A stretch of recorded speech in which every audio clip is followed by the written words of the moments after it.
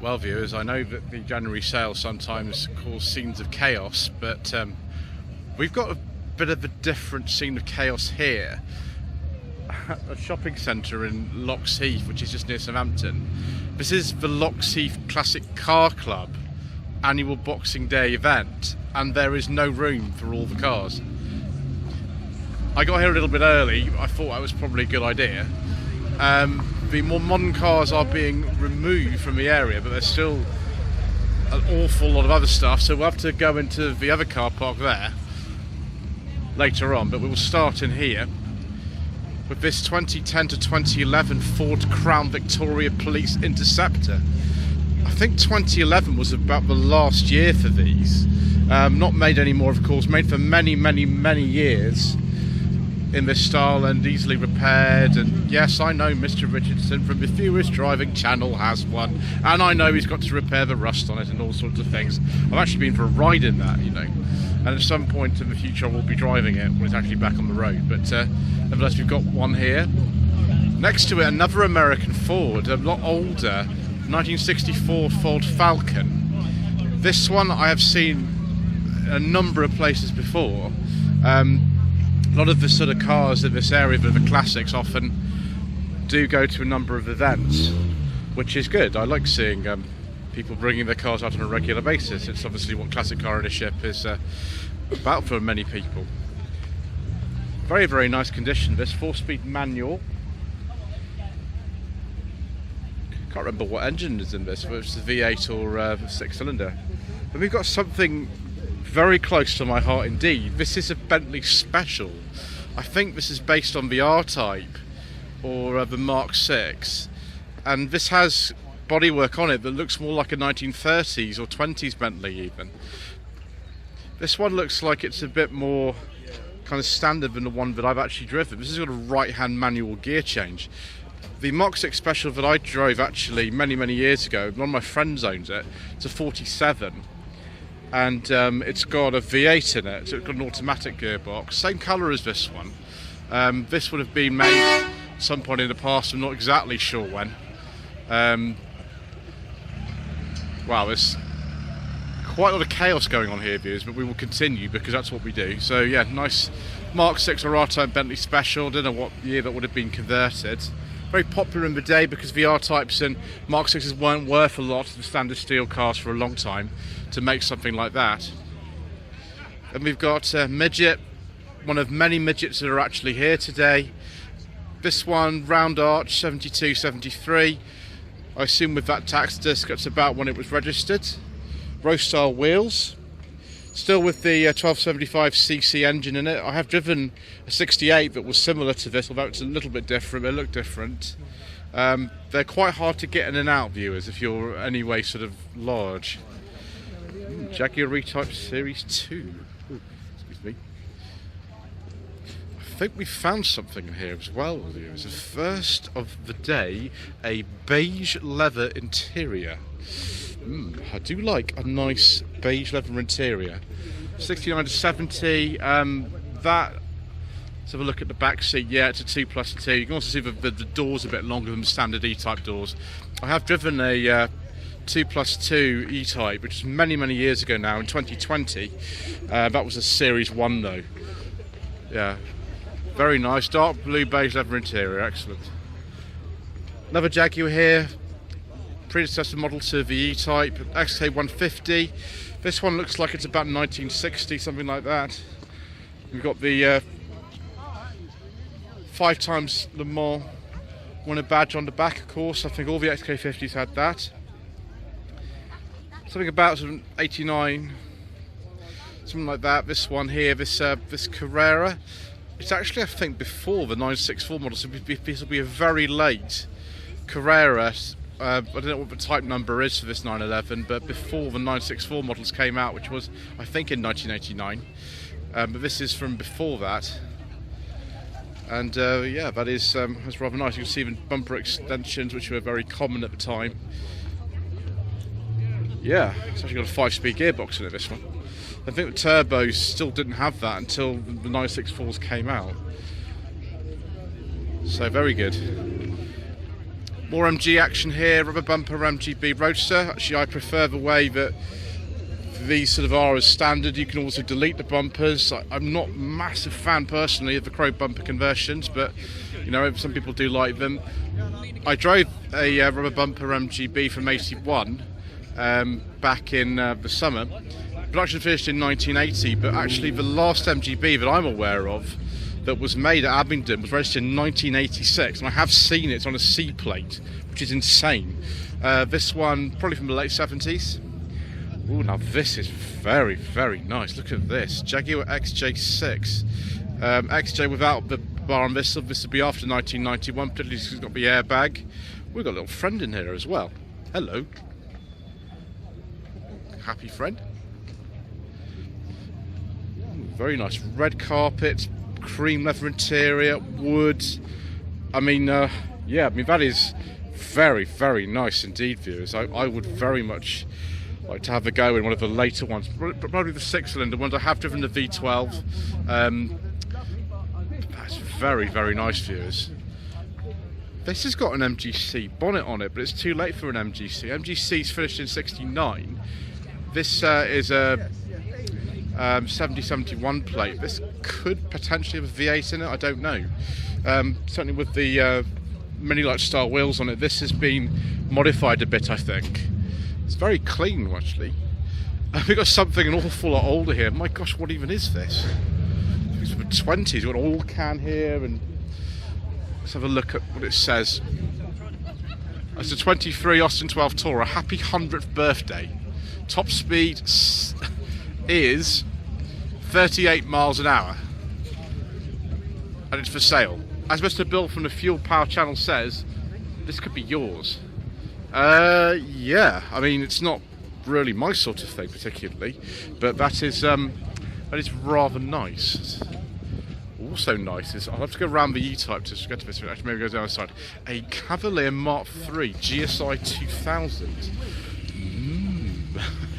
It's just a shame that, like, the sort of position of where it is means I can't really show it to you very well from this side. I'll have to go around here and not fall over.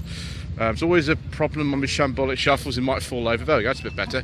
Yeah, Cavalier GSI 2000, pre-facelift Mark III, 91, 92.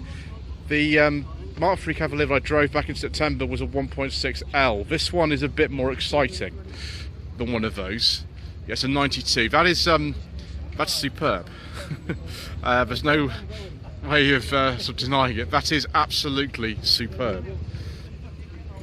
Also superb is this Austin. I think Austin 16, so this will be kind of immediately post-war. Yeah, with a tax disc, a replica tax disc 48, I'd say maybe 47, 48.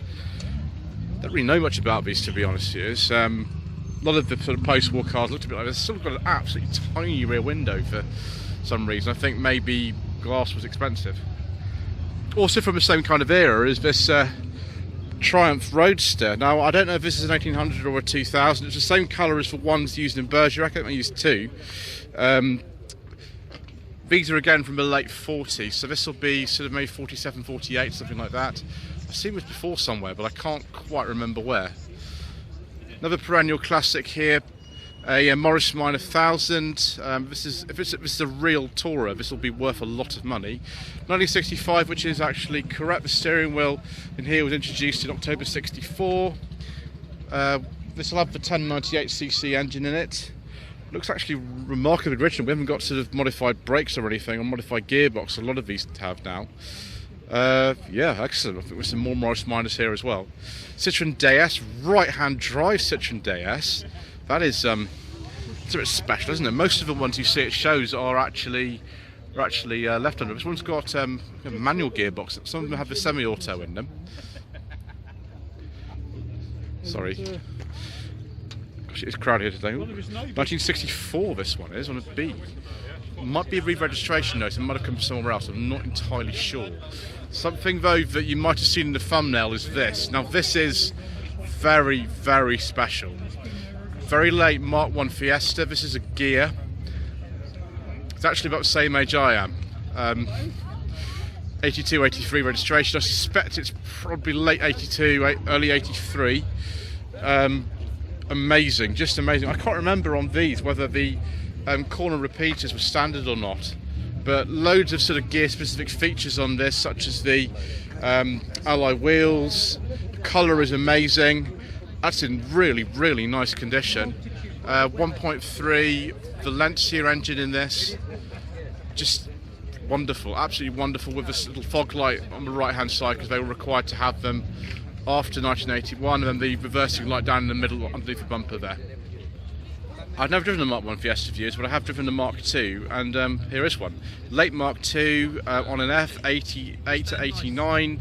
I think they were discontinued around February, March 89. This is quite a basic one. We'll see if you've got the basic dash in here. If it's an L, it'll have the sort of posher dash in it. Let's take a look. Oh, we've got a posh dash. It must be an L then. Yeah, it's a 1.1L. Sort of L and above, you've got the posh dash. Of a sort of popular plus, stuff like that, you've got the poverty dash. This has also had a different steering wheel fitted at some point in its life. The one I drove was also 1.1L. It was in 1988, but it was the automatic version as the CTX. This is just a 4-speed manual. You could get a 5-speed manual on some of the Mark 2s, like the Mark 1. Another Mark 1 here. Although it's got the silver on black plates, this is of 81, 82. So this is one of the facelifts. I think the facelift occurred about 1980, from memory.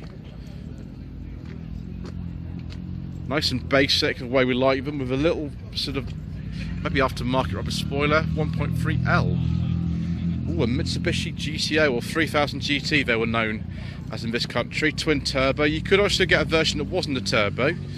This has got the later front lights on it. That is 93, 94. Lots of them are imported though, the ones you see at shows these days. Ooh, Ford Anglia. Very late Anglia, actually. It's 1967, this one. I don't think it's got the original Kent engine in it. No, it hasn't. I think that's the ZTEC R engine in that. Be a bit faster than the original one. Very nice looking one, this. I think this originally would have been a 105E. The 123 would have been the Super. I don't think this is a Super. It's a supercar, but it's not a Super, if that makes sense. Ooh, another Mark II Fiesta. This is a very early one. This is sort of 83, 84, which was when they came out, I think, around that time.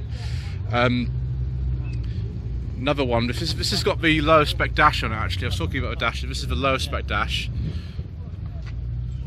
And again, that's not the that's not the original engine that would have come with. It's something a bit more sort of fruity in there. Skoda Octavia. This one is a 1960. I don't think they actually sold too many of these over here, if at all. I have seen right-hand drive kind of 60s, 70s Skodas, but the Octavia, I don't think so. When you think of Octavias, you just think of one that's in current production, maybe one of the earlier ones of those. You don't think about these. But that's really nice, isn't it? That's in superb condition. Yeah, there's loads of stuff here today. Right, we better keep going. Corvette.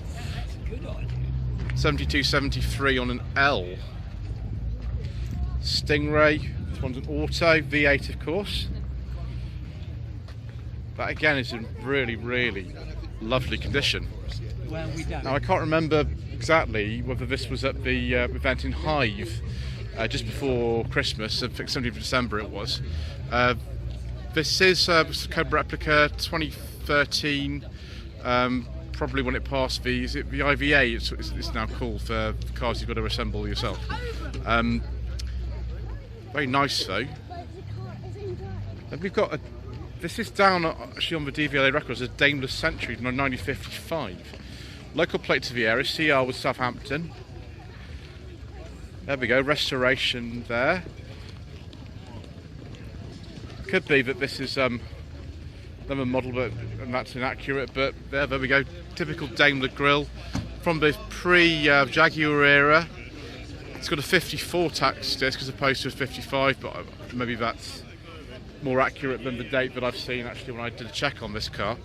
I have seen this before, but I can't remember where. But we've got this thing that's down actually as an S-Type registered in 1971. Now those things can't be right in a way, because S-Types weren't made after 1968, I think. This is clearly an E-type body. Local plate to the air. AA was also Southampton back in the day. I think this is maybe based on an S-type chassis. It's some kind of replica or something. I don't really know. Somebody in the comment section below perhaps tell me. I've seen this before somewhere. I can't remember exactly where, but yeah, it's very nice. Also very nice is this Ferrari. Let's have a look at the front end, because then I'll be able to tell you which one it is. Ooh, biscuit leather interior. Obviously the automatic transmission selection is not down there at all, bottom reverse, it's up on the paddles. Start button and the drive mode selector on the steering wheel. That is an F430, that front end. Don't be asking me about that sort of thing though for years. I'll ask James Martin on JM Cars, he knows that kind of stuff. Camaro SS, 6869 registration. Ooh, that's some very, very nice black paintwork. Ooh, and some friends down there as well. Hello, little Christmas coats on. Not really something I know much about, but that does look rather nice. Very shiny. Ooh, a Toyota MR2. Original generation MR2. I think this is a pre-facelift one as well, actually, this one. On a C, so 1985-86. Take a look inside, viewers. Yeah, we've got the label for where the gears go, actually on the transmission tunnel rather than on the gear lever. Wasn't expecting to see that. Maybe I wasn't expecting to see one of these. This is a Rolls-Royce Silver Shadow 2. 78-79 on a T. Typical kind of colour for these back in the day when they were used as wedding cars. Not very common as wedding cars anymore. Oh, it smells amazing. I passed this earlier and the smell was just incredible with this. Not perhaps the colour I would have and not the interior I would have, but very good. We've also got some headlamp wiper action, which many of you like anyway. So there we go, headlamp wiper action. Another Cobra replica. That's a 86-87 plate. It looks like it's a sort of lot newer, sort of conversion, one of those though. But that is that's pretty good. We'll have to come back to this armoured car later on. I actually looked it up, but more Fiesta action here.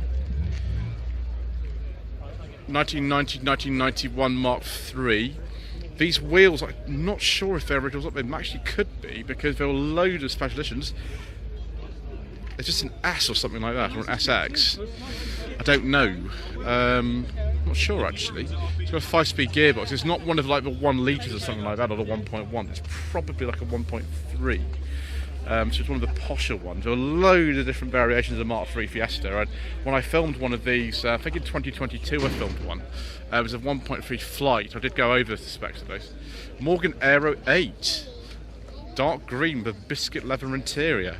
I still don't quite know what they were going for with the sort of styling of one of these. I mean, it's now probably the classic, but it just looks a bit strange.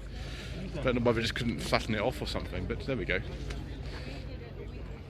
Biscuit leather interior. I think this would be about 2010, something like that. I can't remember with these now.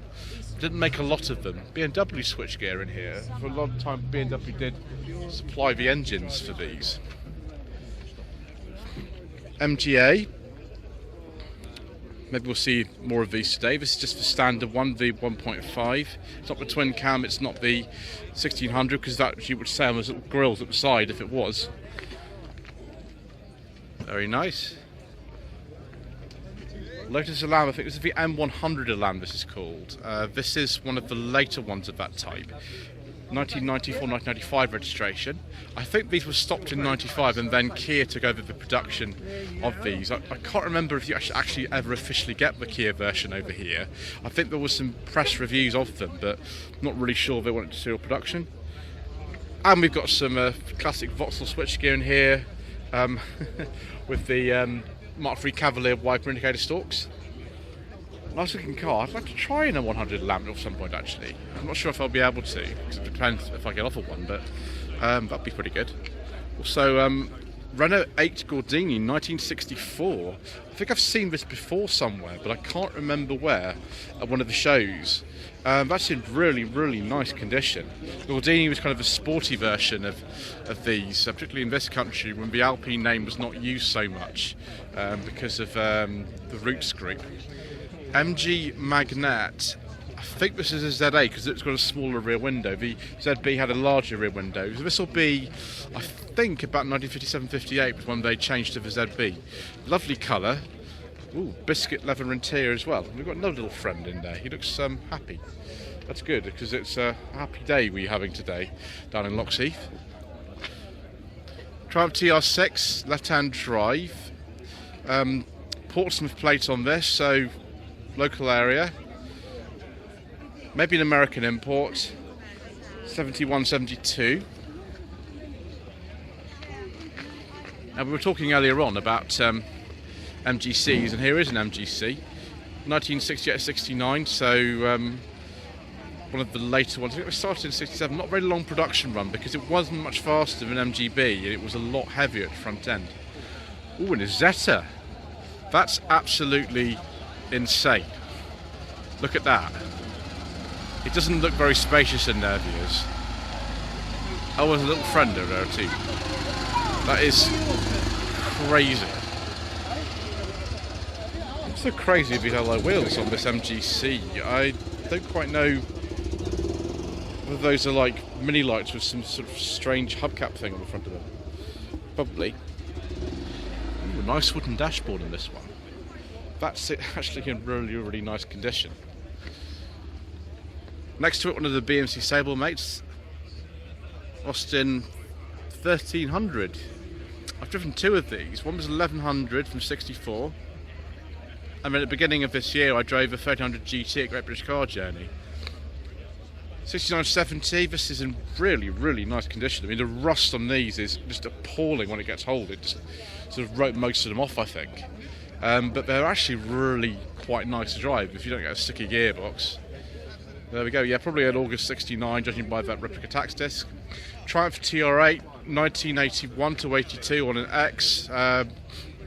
Local plate to Solihull, which is actually where they're being made by then. I can actually tell you this is definitely a Solihull built car, simply because on the back of it we can see the boot lock is the later type. That's the kind of stupid information that I know. 1970 to 71 MGB GT. I think actually you've got the colour on the information sheet at the front. I think it's like bronze yellow or something. Yeah, bronze yellow. That is interesting colour. The light's really kind today. The light's really good for filming cars. I mean, a Ford. Is this a Ranchero? Get confused about this sort of thing. Yeah, it's a Ranchero. 1972. This one. I'm not even sure I can get around the back of it, it's so long. But look at all this space in case you need to transport, well, anything really. You've got a little sort of opening window there too. That's pretty good. So, this is a Chevy Blazer. The number plate's completely irrelevant. That's nothing to do with the actual age of the car. So, I don't quite know. I think this is a 70s one, but I'm really not sure. But this shape continued, I think, to be early 90s, so who knows. A little bit more about this though. Unos Roadster, 1991 to 1992. I have driven one of these actually. One of an auto. This is a manual, Japanese domestic market model of the MX-5.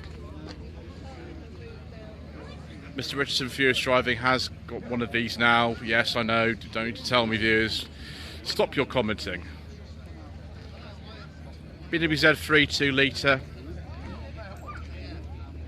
I saw one of these for sale actually at Baron's Classic Car Auctions, which was before Christmas, and it was only up for sort of £1,000 to £2,000. The auction's actually on the 30th, so that was an automatic, that one's a manual, so it'd be worth a bit more actually, that.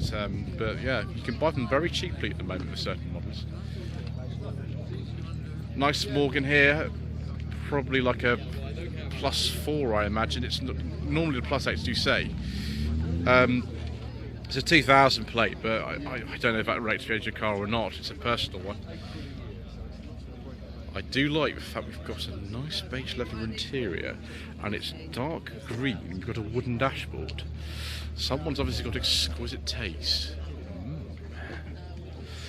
And then the rarity of rarities, a Peugeot 504 Cabriolet, right-hand drive, Surrey plate, 73, 74 on an M, and the beige leather interior as well. I mean, you know, what more could you possibly need in life? Very, very nice. I mean, this is the sort of thing you want to take down to Nice and the Croisette. Very, very nice.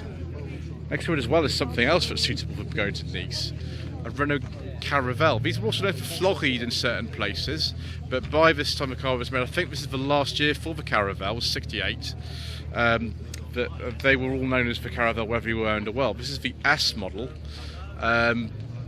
which is powered by the 1.1 Cléon engine with just 55 horsepower. That is a very, very handsome little car, very, very attractive. Next we've got this, I think it's called a Dune with D-O-O-N, obviously based on a Beetle from the local area. BP was a Portsmouth plate, but this is a very, very new, there we go, Dune buggies, there we go. So we're based on a Beetle 6970. This I think is a very, very new conversion. It looks immaculate actually. Yeah, Dune, there you go, D-O-N-N. Those rear lights on that. And there's the rear of the Caravelle, because they're based on a Dauphine actually, these, which was rear engine, and so is this. I imagine the handling is kind of interesting. So yeah, MGB Roadster, 1970 to 71, really light wheels. Seen a lot of MGBs so far, and we'll probably see some more. I also recognise this, Morris Minor 1000 Panda car. This actually has the disc brake upgrade. You need Marina wheels to fit the disc brakes, and this has got Marina wheels on it, so it probably stops a bit better than the one I drove last year, which was on the original brakes. Also, around this kind of time, so 68, 69, the original brakes are non-servo assisted all-round drums, and they are terrifying. This also has a, is that a PG1 gearbox in it? Wow, I don't think it is though, because PG1 is a front-wheel drive to a gearbox, and that's rear-wheel drive, so maybe it's just a top of a gear lever. Maybe that's like a Ford Type 9 or something, which used to be common. Very, very lovely 1994, 1995 Metro GTA. My godfather had one of these back in the day, and they are fun. They're not as fast as a GTI. I think it was, oh gosh, in these, maybe the 8-valve version. The GTI was the 16-valve, 103 horsepower. I think this is a little bit less than that. Can't remember offhand now. Maybe 95. Could be wrong though. And then we've got another MG. I thought we'd see another one here. This is a 1600, so one of the later ones, and it's also the coupe as opposed to the Roadster. We've got the very, very strange little sort of catch here at the side for opening the door, which is one of the strangest exterior door handles I've ever seen. Luggage rack because the boot's not particularly large. Mark 1 Audi TT. Is this the Quattro model? Sorry. I mean the V6, but a lot of them were Quattro. Some were just front wheel drive. Yeah, it was the Quattro. It's got the twin exhaust, so maybe it's the standard 1.8 225, I don't know. Triumph Spitfire, Mark 4, yep, that's just about right to me. The Mark 5 came out, I think, in 74, 75, it's 72, 73. So it would be 1.3 old standard SC engine in this. I'd really like to actually have a go on a Spitfire. I have been offered one, but unfortunately it's the restoration company, so that's not coming back for a while. But very nice nevertheless. TVR, I think this is an S2. That is rather nice. I think this has the 2.9 Ford Cologne V6 in it. Type 9 gearbox as well.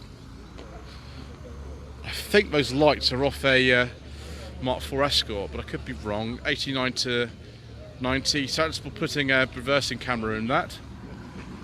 Oh yes, and this is the enormous big Cadillac that I see in this area sometimes. Cadillac Fleetwood. This one I seem to remember something like 75, 76 on a P. Huge, isn't it? Absolutely massive. Next, another MGP Roadster. They're breeding clearly. 72, 73. That is rather nice. And this replica Porsche 356 Speedster. I have seen this before. I did a reg check on it, and the Porsche 911 wheels are a bit of a giveaway, but it's not an original 356, but it's a very good replica actually, this. There we go. I think we'll finish on this absolutely delightful Austin 1300 GT. It's similar to one that I filmed in January. Different colour, down up alloy wheels. I forget if this is a Mark II or a Mark III. Lime flower name the interior colour is, and that is rather special. Hampshire 1100 club car.